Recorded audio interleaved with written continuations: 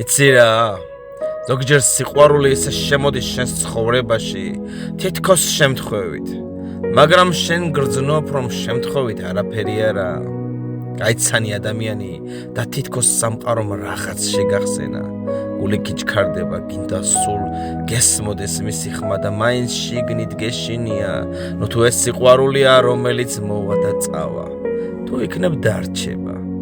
მაგრამ იცი რა უნდა გაიგო? სიყვარული არ არის იმის დასამტკიცებლად, ვინ დარჩება შენთან.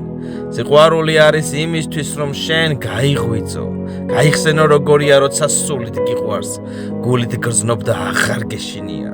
თუნდაც ეს სიყვარული შენი არ იყოს, ეს შენი გზა, ეს შენი გაკვეთილია, ეს შენი გაღვიძება და თუ ოდესმე კითხავენ ღირდა თუ არა, უთხარი ხო, ღირდა იმიტომ რომ ერთხელ მაინც ვიგრძენი როგორია გულით ცხოვრება.